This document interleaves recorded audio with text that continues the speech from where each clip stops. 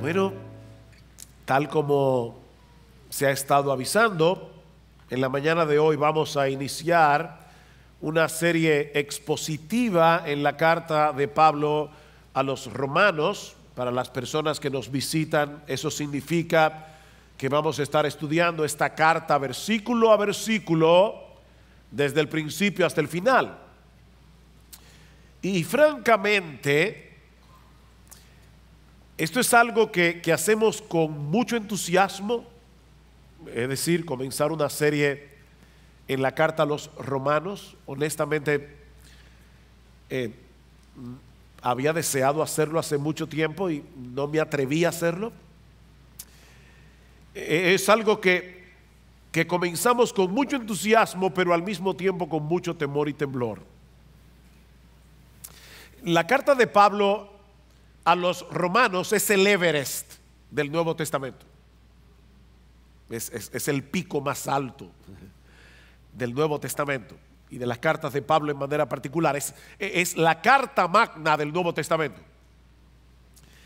Es imposible tener un conocimiento preciso del Evangelio y sus implicaciones sin una comprensión apropiada del contenido de esta epístola. A pesar de no haber sido la primera carta escrita por el apóstol Pablo, probablemente la primera fue Gálatas o Primera Tesalonicenses, esta carta fue colocada en primer lugar. Los evangelios, los hechos, luego comienzan las cartas, y la primera precisamente es la carta de Pablo a los romanos, y no solo por ser la más larga, sino también por la enorme importancia doctrinal y práctica de esta epístola. La carta a los romanos, en la providencia divina, ha jugado un papel fundamental en la propagación del Evangelio de Jesucristo a lo largo de toda la historia de la iglesia. Para Crisóstomo, que fue probablemente el más grande predicador de la iglesia en el siglo IV, la carta a los romanos era tan importante en su vida y ministerio que él hizo el compromiso de leerla a través de toda su vida por lo menos 2 veces a la semana. Crisóstomo decía que Romanos es indiscutiblemente el compendio más complejo y profundo de todas las verdades sagradas más fundamentales de la Biblia. Martin Lloyd-Jones, mi héroe, que se pasó 16 años estudiando Romanos y no terminó, le dio un infarto en Romanos 15:17 y no terminó la carta.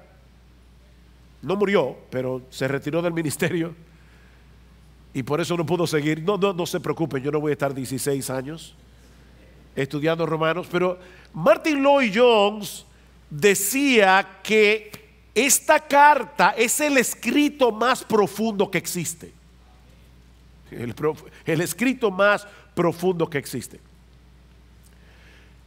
Fue la carta a los romanos el medio que el Señor usó para traer a salvación a Agustín de Hipona, uno de los teólogos más influyentes que ha tenido la iglesia a través de la historia, hasta el día de hoy. Fue la carta a los romanos que Dios usó para convertir a Martín Lutero.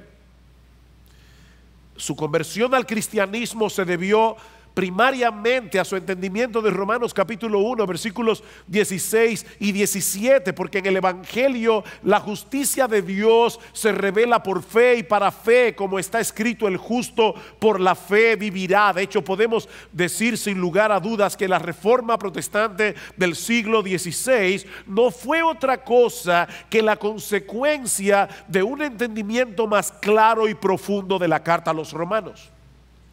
Martín Lutero decía que todo cristiano debería aprenderse la carta a los romanos de memoria y debería leerla todos los días, como el alimento del alma, todos los días.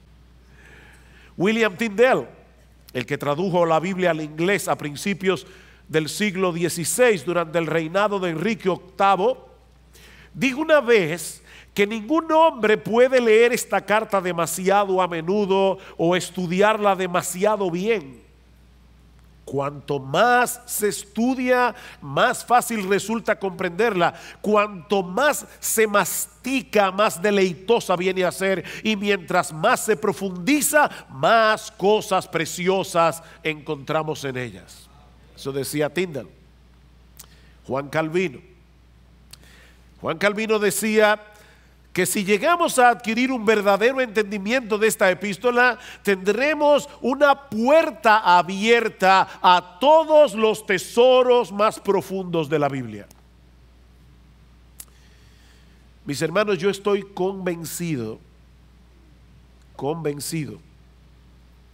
de que Dios puede salvar a muchos y avivar a muchos mientras nos exponemos domingo tras domingo al contenido de esta carta, que fue escrita originalmente a un grupo de creyentes en la ciudad de Roma. Nadie sabe cómo se fundó esta iglesia. Lo que sí sabemos es que Pablo deseaba visitarla y no había podido. Cuando Miguel leyó al principio en el versículo 13, Pablo dice: yo no quiero que ignoréis, hermanos, que con frecuencia he hecho planes para ir a visitaros y hasta ahora me he visto impedido. Pablo quería ir a Roma.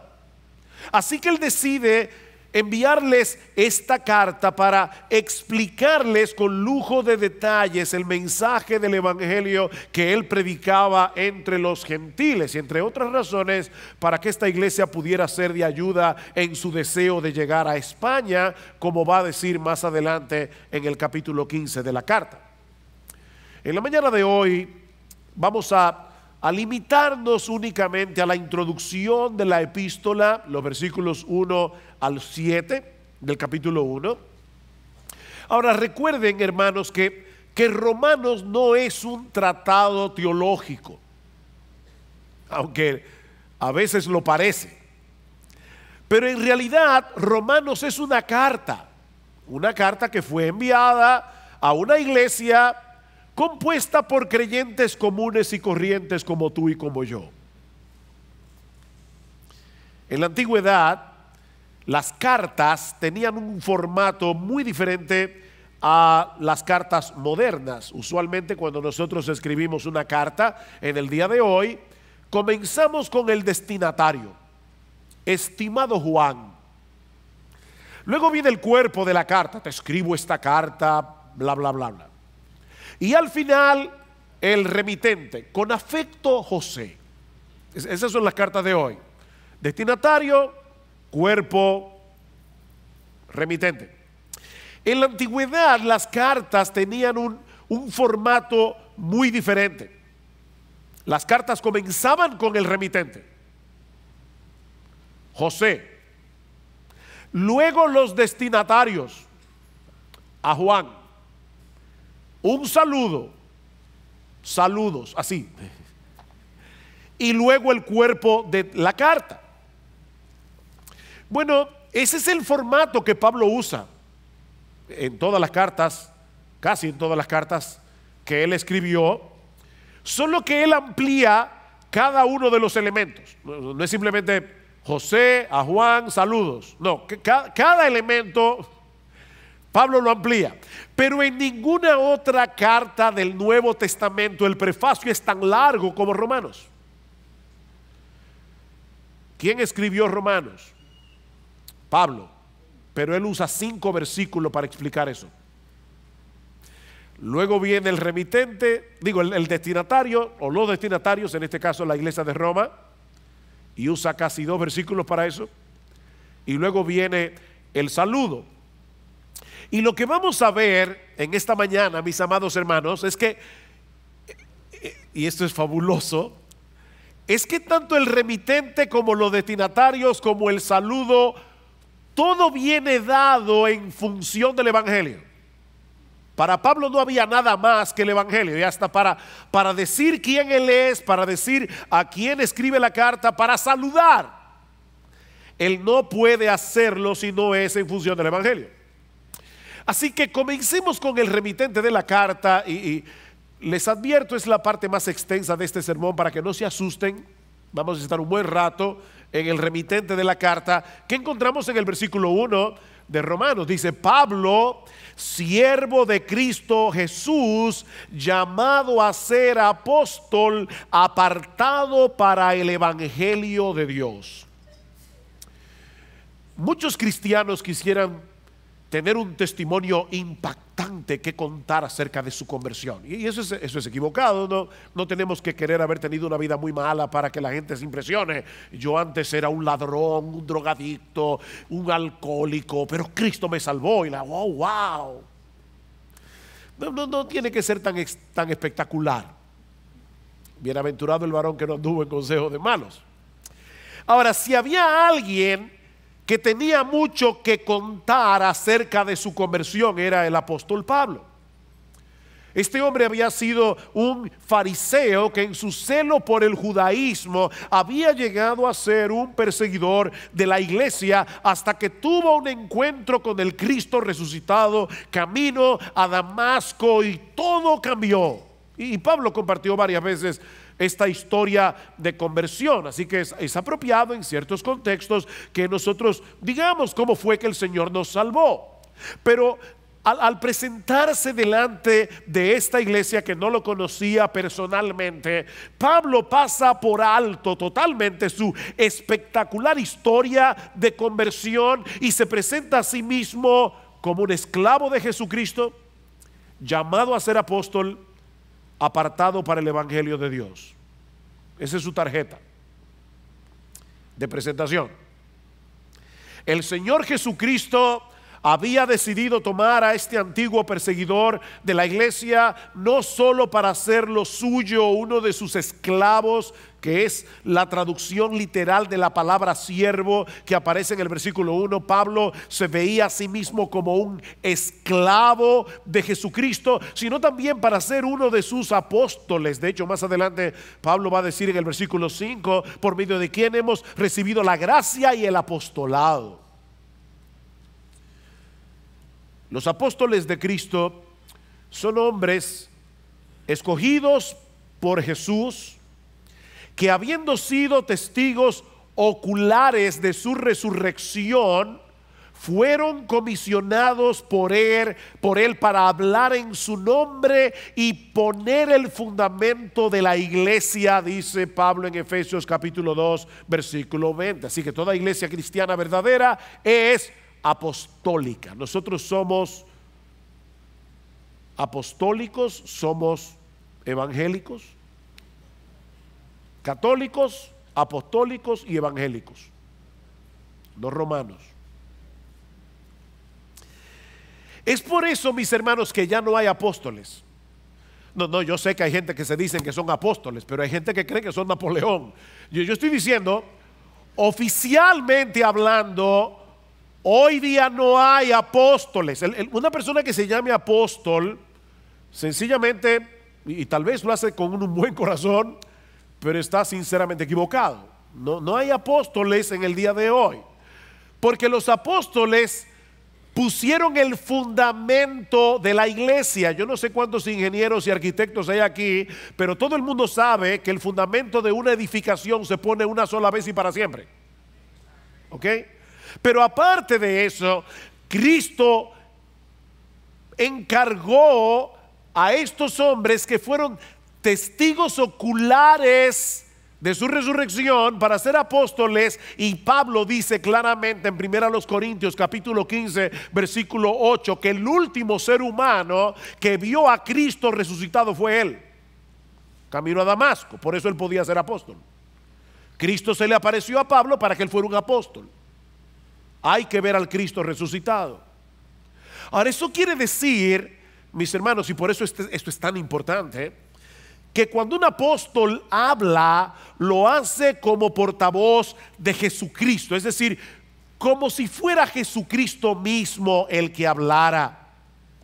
Así que al leer esta carta de Pablo a los romanos, debemos recordar que este no es un documento privado escrito por un creyente del primer siglo que estaba preocupado por una iglesia en la ciudad de Roma. No, Pablo escribe esta carta con la autoridad de un apóstol. De manera que en última instancia la revelación del Evangelio que encontramos en esta carta no se origina en Pablo, se origina en Jesús. Algunas personas hablan de el Evangelio de Pablo. No, este no es el Evangelio de Pablo. Este es el Evangelio de Jesús. De manera que rechazar el Evangelio que se revela, se define, se describe en la carta a los romanos no es rechazar a Pablo, es rechazar a Jesucristo. Ahora, cuando nosotros mencionamos la palabra evangelio, no debemos suponer que todo el mundo entiende la misma cosa. Así que ahora Pablo todavía está en el remitente. Él está tratando de decir a la iglesia de Roma quién él es. Pero ahora Pablo va a pasar a definir con más detalle cuál era ese mensaje que el Señor Jesucristo le había comisionado predicar entre los gentiles. Porque ese mensaje del Evangelio define la identidad de Pablo como apóstol de Jesucristo. Y hay básicamente 5 cosas que Pablo menciona en este prefacio acerca del Evangelio, comenzando con el origen del Evangelio. Noten una vez más el versículo 1. Pablo, siervo de Cristo Jesús, llamado a ser apóstol, apartado para el Evangelio de Dios. De Dios. Esta frase no significa primariamente el evangelio que trata acerca de Dios, sino más bien el evangelio que tiene su origen en Dios. Ningún hombre tiene derecho a decidir cuál es la manera en que nos vamos a reconciliar con Dios. Recuerden que en esta ecuación Dios es el ofendido y Dios es Dios. Así que tenía que ser Dios el que estableciera el protocolo a través del cual nosotros podemos reconciliarnos con Él y acercarnos a Él. Por eso Pablo habla de el evangelio, no de un evangelio. En el Nuevo Testamento siempre se habla de el evangelio porque solo hay uno. Un evangelio, el único que hay. La palabra evangelio significa buenas noticias. Bueno, mis hermanos, amigos que nos visitan, de todas las buenas noticias que tú pudieras recibir a lo largo de tu vida, no hay una buena noticia que sea más buena noticia que la buena noticia del evangelio. De hecho, sin esta buena noticia, ninguna noticia es buena. La buena noticia del evangelio es lo que hace bueno cualquier otra cosa. Esta es la buena noticia del evangelio, que hay salvación eterna para el pecador solo por gracia, solo por Cristo, solo por medio de la fe. Y de hecho a ningún ser humano se le hubiera ocurrido diseñar un plan de salvación como el que encontramos en la Biblia y particularmente en la carta a los romanos. ¿Saben por qué? Porque en el evangelio de Dios, el que se origina en Dios, solo Dios se lleva toda la gloria, y eso es ofensivo para los seres humanos. Decía Agustín de Hipona: al hombre le resulta ofensivo que Dios sea Dios. Y en el evangelio que se revela en el Nuevo Testamento y de manera particular en la carta de Pablo a los romanos, no hay un solo motivo para que el hombre sea exaltado. El único que merece la gloria es Dios. Este es el evangelio de Dios.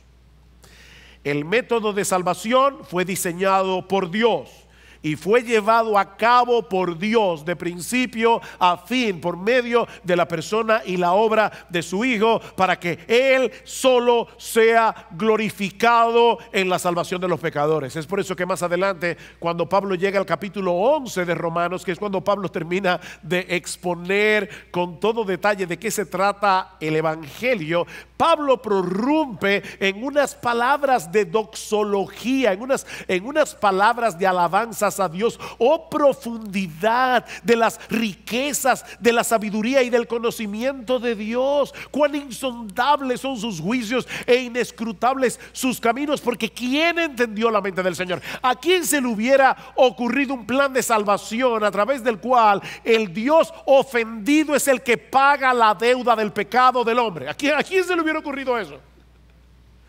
Para que Él sea el justo y el que justifica al que es de la fe de Jesús. Dice Pablo, oh profundidad, ¿quién ha conocido la mente del Señor? ¿O quién llegó a ser su consejero? ¿O quién le ha dado a Él primero para que se le tenga que recompensar? Porque de Él y por Él y para Él son todas las cosas. A Él sea la gloria por los siglos. El evangelio se origina en Dios. Pero vemos también aquí en este prefacio, y todavía estamos en el remitente, recuerden, la continuidad del evangelio. Versículo 2. Que Él es Dios, que Él ya había prometido por medio de sus profetas en las Santas Escrituras. El evangelio que Pablo predicaba, el evangelio que encontramos en todo el Nuevo Testamento, es el mismo evangelio que comenzó a ser revelado en el huerto del Edén. No hay otro evangelio. Tan pronto Adán y Eva se rebelaron contra Dios, Él prometió enviarles un Salvador que habría de rescatarlos del pecado y de todas las consecuencias del pecado. Esa es la promesa que se va desarrollando a través de todo el Antiguo Testamento. Y todos los creyentes del Antiguo Pacto se salvaron porque pusieron su confianza en esa promesa. Se salvaron a crédito, porque Cristo no había llegado, pero ellos estaban esperando a ese Salvador. Tú vas a una tienda con tu tarjeta de crédito y pasas la tarjeta, tú no has pagado todavía un centavo, te llevas el televisor, disfrutas el televisor por un mes, hasta que llega la tarjeta y tienes que pagar. Bueno, todos los santos del Antiguo Testamento, no quiero ser irreverente, pero se salvaron porque Dios fue pasando la tarjeta por cada uno de ellos y el deudor era Jesucristo. Así que todo el mundo que se ha salvado desde Adán hasta el último que se salve, se va a salvar únicamente por gracia, únicamente por Cristo y únicamente por medio de la fe. Es el mismo evangelio. Los 39 libros del Antiguo Testamento son 39 postes que Dios colocó en el camino de los israelitas fieles para que supieran que debían esperar por fe en ese Mesías que habría de venir. Todos los corderos que fueron sacrificados en el Antiguo Testamento según el sistema sacrificial de la ley mosaica, todos apuntaban hacia Cristo. Todas las profecías, las grandes profecías del Antiguo Testamento apuntaban hacia el Mesías. Mientras que los 27 libros del Nuevo Testamento son 27 postes que nos llevan a descansar por fe en ese Mesías que ya vino, que murió, resucitó, ascendió a los cielos y está sentado a la diestra de Dios. De manera, mis hermanos, que este evangelio, el único que hay, es certificado tanto por los profetas del Antiguo Testamento como por los apóstoles del Nuevo Testamento, y en el medio por Jesús mismo. Y la unidad de su testimonio es una prueba poderosa, contundente, irrebatible de la veracidad del evangelio. Lo que nos lleva al tercer elemento que Pablo menciona en este prefacio, y es la esencia o sustancia del evangelio. Versículo 3, acerca de su Hijo, que nació de la descendencia de David según la carne. Acerca de su Hijo. Si este evangelio es revelado en toda la Escritura de principio a fin, entonces, mis hermanos, Jesucristo es el punto focal de toda la Biblia, porque Él es la esencia o sustancia del Evangelio. Jesucristo es el Evangelio. Dios no envió un plan para salvar al hombre. Él envió a una persona. A una persona. Y eso diferencia al cristianismo de todas las religiones del mundo. Todas las religiones te ofrecen reglas, rituales, consejos a través de los cuales los hombres pueden acercarse a Dios, pero el Evangelio más bien nos revela lo que Dios ya hizo a través de la persona y la obra de su Hijo para que los hombres pudieran reconciliarse con Él. Jesucristo y su obra conforman la sustancia del Evangelio. Él es la buena noticia del Evangelio. Como dice Juan Calvino, todo el Evangelio está contenido en Cristo. Y por lo tanto, alejarse solo un paso de Cristo significa alejarse del Evangelio. Y noten todo lo que Pablo dice aquí acerca de Jesucristo. Y es impresionante, tanto en tan pocas palabras. En primer lugar, que Él es el Hijo de Dios. Si tú pones a un lado la declaración del versículo 2 y conectas el versículo 1 con el 3, vas a leerlo de esta manera: Pablo, siervo de Cristo Jesús, llamado a ser apóstol, apartado para el Evangelio de Dios, acerca de su Hijo. ¿Ven? Acerca de su Hijo. ¿Acerca del Hijo de quién? Acerca del Hijo de Dios. El Evangelio es lo que Dios llevó a cabo a través de su Hijo, es decir, la segunda persona de la Trinidad, que en un punto de la historia asumió voluntariamente una naturaleza humana al nacer según la carne de la descendencia de David, del linaje de David. Según su naturaleza humana, esa es la idea de según la carne. Según su naturaleza humana, Jesucristo pertenecía al linaje del rey David. Y por lo tanto, Él es el Mesías que fue anunciado por los profetas del Antiguo Testamento, que habría de ser entronado para reinar en el reino de Dios como Rey de reyes y Señor de señores por toda la eternidad. De manera que Jesucristo es verdaderamente Dios, Él es el Hijo de Dios, y es verdaderamente hombre, Él es el Hijo de David. Y consecuente, Él es el único ser capacitado para mediar entre Dios y los hombres. Hay un solo mediador, un solo mediador. No, María no es mediadora, no tenemos nada contra María, es la madre del Salvador, pero ella no puede mediar entre Dios y los hombres. Ningún santo puede mediar entre Dios y los hombres, solamente Jesucristo. 1 Timoteo capítulo 2 versículo 5: hay un solo Dios y hay un solo mediador entre Dios y los hombres, Jesucristo hombre. Porque para ser un mediador entre Dios y los hombres hay que ser Dios y hay que ser hombre.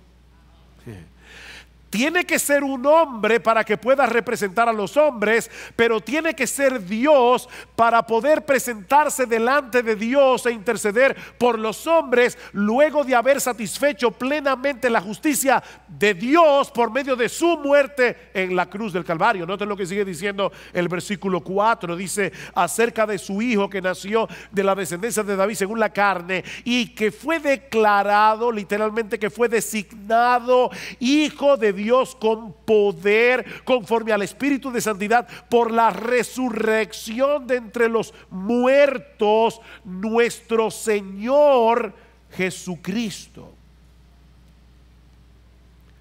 Él fue designado Hijo de Dios con poder,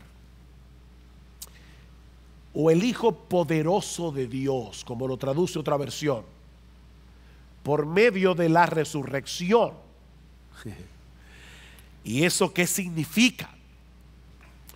Bueno, eso significa que cuando el Hijo de Dios se hizo hombre para nacer en la descendencia y el linaje de David, Jesucristo, la segunda persona de la Trinidad, voluntariamente estaba asumiendo una postura de debilidad. Él vino como un siervo, no como el rey soberano del universo. Fue en total debilidad que Jesucristo murió en la cruz del Calvario como un simple mortal. Pero ¿saben qué pasó? El Espíritu Santo, que es a quien se refiere aquí cuando dice conforme al Espíritu de santidad, es otra forma de decir el Espíritu Santo. El Espíritu Santo vino al tercer día y resucitó el cuerpo muerto de Jesús.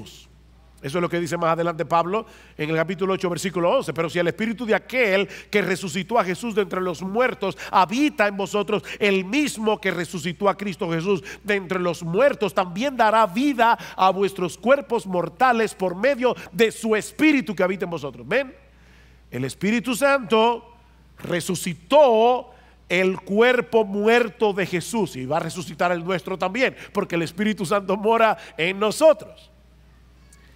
Y a partir de ese momento, mis hermanos, aquel que había sido hecho Hijo de Dios en debilidad y humillación durante la encarnación, ahora fue designado por el Padre Hijo de Dios en poder, o el poderoso Hijo de Dios, que ahora va o a salvar o a juzgar a toda la raza humana.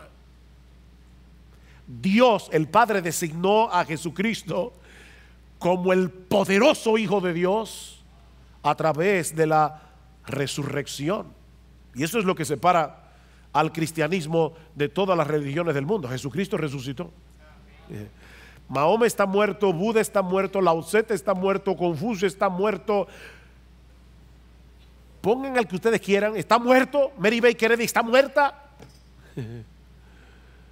El de los mormones está muerto. El de los testigos de Jehová está muerto. El único que está vivo es Jesucristo. Él se levantó de la tumba al tercer día. Él es el Hijo. Fue designado Hijo de Dios con poder por la resurrección de entre los muertos. De ahí el otro elemento que Pablo menciona en el prefacio. Y recuerden, este es el remitente. Pablo está simplemente diciendo quién fue que escribió la carta. Ya vimos el origen del Evangelio, la continuidad del Evangelio, la esencia del Evangelio. Veamos ahora la amplitud universal del Evangelio. Versículo 5, por medio de quien hemos recibido la gracia y el apostolado para promover la obediencia a la fe entre todos los gentiles por amor a su nombre. Entre todos los gentiles o entre todas las naciones. Pablo vuelve a mencionar su apostolado como una gracia misericordiosa que él recibió del mismo Cristo a pesar de haber sido un perseguidor de la iglesia. Pero él ahora quiere definir con más precisión de qué se trata este apostolado que él recibió de Jesús para promover la obediencia a la fe entre todos los gentiles. Jesucristo no vino a salvar a ninguna raza particular de seres humanos.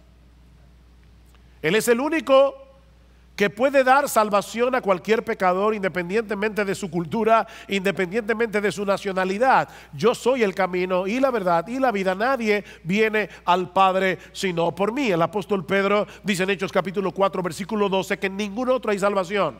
En ningún otro hay salvación, porque no hay otro nombre bajo el cielo dado a los hombres en el cual podamos ser salvos. No importa si nació en República Dominicana, no importa si nació en Corea del Norte, no importa si nació en Arabia Saudita, hay un solo nombre a través del cual los hombres pueden ser salvos y es Jesucristo. Y es por eso que el Señor le encargó a Pablo de manera particular que llevara ese mensaje del Evangelio a los gentiles, es decir, a los que no son judíos de nacimiento. Por supuesto, Pablo no iba a dejar de predicarle el Evangelio a un judío por el hecho de ser judío. Pero lo que él está diciendo aquí es que Su tarea primordial era llevar el mensaje de salvación a los gentiles, y me llama mucho la atención la manera como Pablo explica esto. Dice, para promover la obediencia a la fe. En otras palabras, para promover el tipo de obediencia que surge o emana de la fe. Una de las cosas en las que Pablo insiste una y otra vez en todas sus epístolas, pero de manera particular en esta carta a los romanos, es que el pecador es justificado, es decir, declarado justo en el tribunal de Dios por medio de la fe sola. No por ninguna otra cosa, no la fe más obras, no la fe más la misa, no la fe más rituales, no la fe más confesarse con un sacerdote, la fe sola. Pastor, ¿qué significa la palabra sola? Bueno, en el griego es una palabra interesante que significa sola. Sola, nada más, solamente por medio de la fe. Pero Pablo también insiste, y este es el punto importante aquí. Él insiste en el hecho de que la fe en Jesucristo, mi amigo, escúchame bien, si tú estás aquí de visita hoy en la mañana, Pablo y todo el Nuevo Testamento insiste en el hecho de que la fe en Jesucristo necesariamente implica un sometimiento voluntario al señorío de Jesús. Por eso tanto en el versículo 5 como en el 4 como en el versículo 7, Pablo se refiere a Jesús en esta carta como Señor. Él es Señor. Y de hecho por eso es que Pablo se presenta a sí mismo como un esclavo, porque Él es el Señor. Y eso no es exclusivo de Pablo. No es que Pablo era esclavo de Jesús y nosotros los otros cristianos no. No, hermanos, esa es la condición de todo aquel que ha creído de verdad en Jesucristo, porque Él es el Señor. Mira, mi amigo, déjame decirte algo muy importante. A final de cuentas, todos aquí somos esclavos de alguien. Aquí no hay nadie que no sea un esclavo. Pero somos esclavos de diferentes amos. O somos esclavos del pecado, o somos esclavos de Jesús. No hay una tercera opción. Escucha lo que dice Pablo en Romanos capítulo 6. ¿No sabéis que cuando os presentáis a alguno como esclavos para obedecerle, sois esclavos de aquel a quien obedecéis, ya sea del pecado para muerte o de la obediencia para justicia? Tú eres esclavo del amo al que tú obedeces. Si eres esclavo del pecado, vas a obedecer al pecado. Si eres esclavo de Cristo, vas a obedecer a Cristo, no perfectamente, pero sí sinceramente. Y a la luz de esa realidad, yo te pregunto, ¿quién es tu amo? Y esta pregunta es para todos, aún para aquellos que son miembros de IBCJ. ¿Quién es tu amo? Porque somos esclavos de alguien. Tú puedes decir con toda certeza que Jesucristo es tu Señor, que en tu vida es su voluntad la que importa, no la tuya. De manera que si hay un conflicto entre tu voluntad, lo que tú quieres hacer, y la clara voluntad de Jesús revelada en su palabra, hay una lucha. Sí, hay una lucha porque el pecado todavía mora en ti, pero tú quieres obedecer a Jesús. y tú quieres pecar. Ahí está el problema. Pero hay una tensión, hay una lucha. ¿Tú percibes esa lucha? Recuerda, no hay alternativa. O eres esclavo del pecado o eres esclavo de Jesucristo. Una esclavitud opresiva es destructora. La otra, sorprendentemente, es liberadora. Es una esclavitud liberadora. Es una esclavitud que nos liberta. Conoceréis la verdad y la verdad os hará libres, y la verdad es Jesucristo. Todo aquel a quien el Hijo libertare será verdaderamente libre. Tener a Jesús como Señor es una enorme bendición. Déjame hacer un ejercicio contigo que escuché recientemente. Vamos a suponer que a ti te encargan conformar un grupo de personas y mira quiénes deben estar en ese grupo. Tú ahora mismo, ahí sentado, ahora mismo, por favor, tú vas a pensar cuál es la persona más bondadosa que yo conozco. Ponla en el grupo. ¿Cuál es la persona más generosa que yo conozco? Ponla en el grupo. ¿Cuál es la persona más paciente que yo conozco? Ponla allí en el grupo. ¿Cuál es la persona más inteligente y más sabia que tú conoces? ¿Cuál es la persona más tierna y firme que tú conoces? Esa va en el grupo. ¿Cuál es la persona más capaz que tú conoces? Ponla ahí en el grupo. Y así puedo seguir mencionando virtudes. ¿Cuál es la persona más mansa y humilde que tú conoces? Ponla en el grupo. Ahora júntalas todas en una sola persona. Y luego lleva cada una de sus virtudes a la perfección. Y tú tendrás una idea aproximada de lo que es tener a Jesucristo como dueño, amo y Señor de tu vida.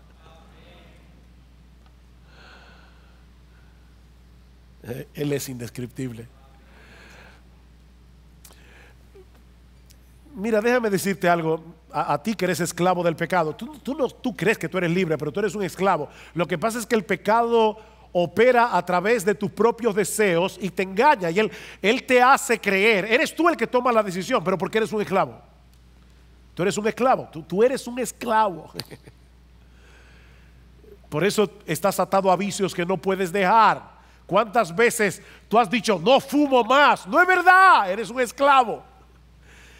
Tú eres un esclavo de buscar tu propia gloria. Tú eres un esclavo de buscar el control de todas las. Tú quisieras ser todopoderoso. Tú quisieras ser Superman. Porque tú eres un esclavo. Pero ahora déjame decirte algo para convencerte de que te hagas esclavo de Jesús. Cada vez que Él te ordena que hagas una cosa, lo que Él te está diciendo es algo como esto: mira lo que debes hacer si quieres preservar tu felicidad. Y cada vez que Él te prohíbe una cosa, lo que te está diciendo es lo que tienes que evitar para que no termines destruyendo tu vida. Porque Él es un amo perfectamente bueno y sabio. El pecado es un tirano perverso. Y lo que Dios le encomendó a Pablo es que él llevara esa buena noticia del evangelio entre las naciones para que hombres y mujeres se sometieran por la fe al señorío de Jesucristo. Eso es lo que Pablo está diciendo en el versículo 5. Y todo eso para la gloria de su nombre, que es el quinto elemento que encontramos en este prefacio. Noten el versículo 5 otra vez. Por medio de quien hemos recibido la gracia y el apostolado para promover la obediencia a la fe entre todos los gentiles, por amor a su nombre. Por amor a su nombre. La encomienda que Dios le había dado a Pablo de promover la obediencia de la fe entre los gentiles fue con el propósito expreso de que el nombre de nuestro bendito, precioso, exaltado Señor Jesucristo sea honrado entre todas las naciones. Esa es la meta final del Evangelio, es la exaltación de Jesús como el único Señor, como el único Salvador de la raza humana. Como dice John Stott, la razón principal por la que debemos predicar el Evangelio no es la principal, no la única, pero no es porque queremos que los pecadores sean salvos, aunque debemos anhelar con todo nuestro corazón que los pecadores sean salvos. Pero la razón primordial, dice John Stott, es un celo abrasador y apasionado por la gloria de Jesucristo. Debe dolernos que Jesucristo no sea honrado. Debe dolernos que hay miles de personas adorando a otros dioses. Eso debe dolernos porque nosotros queremos la salvación de esos que están perdidos, pero sobre todas las cosas queremos que Jesús sea puesto en su lugar. Es por amor a su nombre. Saben que muchos misioneros han sido acusados de ser imperialistas al llevar el Evangelio a otras culturas. Y ciertamente debemos confesar que es fácil confundir la tarea evangelizadora con la de llevar nuestra cultura particular a otros países. Es fácil de hacer eso. Pero ¿saben qué, hermanos? Escuchen esto, yo sé que a algunos no les va a gustar, pero todos nosotros somos imperialistas en el mejor sentido de la palabra. Somos imperialistas porque la meta de la evangelización es que hombres y mujeres de toda tribu, pueblo, lengua o nación reconozcan y se sometan por la fe al imperio universal de Jesucristo. No al imperio británico, no a los gringos, al imperio de Jesucristo. Somos imperialistas. Esa debiera ser la pasión dominante de nuestras almas, el honor y la gloria de nuestro Rey. Ahora, todo lo que hemos dicho hasta aquí es el remitente de la carta. Esta es la presentación que Pablo hace de sí mismo para darse a conocer a la iglesia en Roma. Pero Pablo ahora va a decirnos a quién está dirigida la carta. Y así como nosotros vimos, y no se preocupen, estos dos puntos son más breves, claro. Así como nosotros vimos que el Evangelio define a Pablo, el Evangelio define a sus destinatarios. Noten el versículo 6. Dice, por amor a su nombre, entre los cuales, aquí está el destinatario, estáis también vosotros, llamados de Jesucristo, a todos los amados de Dios que están en Roma, llamados a ser santos. Esos son los destinatarios. Pablo dice tres cosas aquí de estos creyentes que están en Roma. Fueron llamados por Jesucristo porque eran amados de Dios con la finalidad de que fueran santificados. Estos hombres y mujeres habían llegado a ser cristianos porque Jesucristo mismo los había llamado a través de la predicación del Evangelio con un llamamiento eficaz. El Señor dice en Juan capítulo 10 que sus ovejas escuchan su voz y por eso vienen a Él. Pero Pablo aclara en la carta a los romanos que esa voz de Cristo no viene directamente desde el cielo, sino a través de la predicación del Evangelio. ¿Cómo oirán sin haber quien les predique? Porque la fe viene por el oír y el oír por la palabra de Dios. La fe viene por el oír la voz de Jesús, que es oída a través de la predicación de su palabra. ¿Y cuáles son esas ovejas que sin lugar a dudas responderán al llamado del evangelio en arrepentimiento y fe? Jesucristo dice: aquellas que el Padre me dio, dice Jesús en Juan 10, mis ovejas oyen mi voz y yo las conozco y me siguen, y yo les doy vida eterna y jamás perecerán y nadie las arrebatará de mi mano. Escuchen, mi Padre que me las dio, mi Padre que me las dio es mayor que todos y nadie las puede arrebatar de la mano de mi Padre. Estas ovejas fueron elegidas por el Padre desde antes de la fundación del mundo, como dice Pablo en Efesios 1, simplemente porque Dios las amó.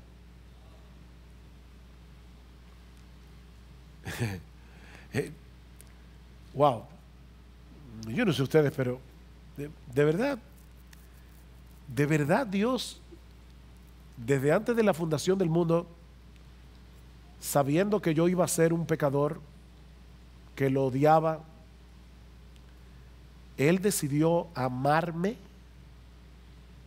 Eso es lo que Pablo está diciendo, a todos los amados de Dios. A todos los amados de Dios. Fueron llamados por Jesucristo porque fueron amados por Dios. Y precisamente porque somos los amados de Dios, fuimos llamados a ser santos, fuimos llamados a ser apartados para Dios. ¿Saben por qué? Porque no hay una mayor bendición que ser libertados de la esclavitud del pecado para venir a ser posesión exclusiva de Dios, esclavos de Dios. La santificación es la evidencia de que somos amados. Los amados son santificados, los santificados son amados. Los que no pueden dar evidencia de su santificación tampoco tienen evidencia del amor de Dios, porque Dios a los que ama santifica. Y mis hermanos, esa es nuestra identidad. ¿Se dan cuenta? Una identidad que es definida en función del evangelio otra vez. Lo que te define nuestro estatus social, rico, pobre, clase media. Lo que te define nuestra educación, analfabeto, profesional, ingeniero. Lo que te define no es tu estado civil, casado, soltero. Lo que te define, si tú eres un creyente, es Jesucristo. Por encima de cualquier cosa tú eres cristiano. Esa es tu identidad. Jesucristo te llamó eficazmente a ser santo porque Dios el Padre te amó y te escogió desde antes de la fundación del mundo para que fueras exclusivamente suyo y nadie te puede quitar eso. Lo que nos lleva al saludo. Un saludo que otra vez Pablo expresa en términos del evangelio, versículo 7 en la mitad. El saludo: gracia a vosotros y paz de parte de Dios nuestro Padre y del Señor Jesucristo. El evangelio otra vez.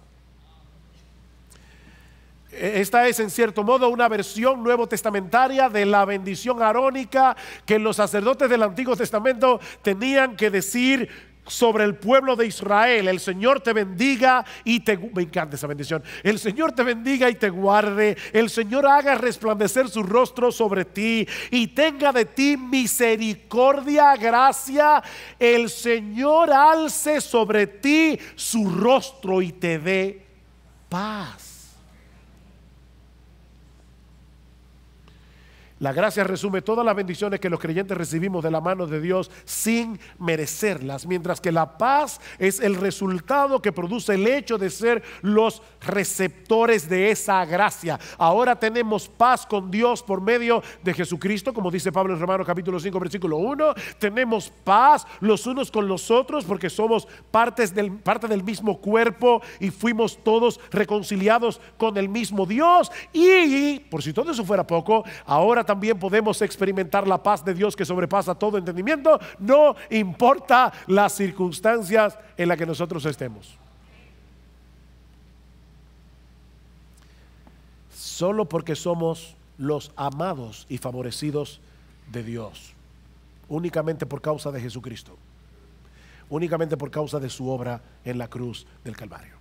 Hermanos, así introduce Pablo este monumental tratado del Evangelio,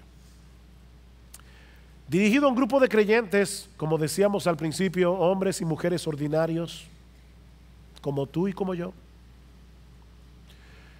Esta carta no fue dirigida a un grupo de teólogos que se estaban preparando en un seminario para ser pastores. No, hermanos, lo que Pablo nos revela en esta carta por inspiración del Espíritu Santo es lo que Jesucristo, tu Señor, tu Salvador, quiere que tú sepas acerca del Evangelio.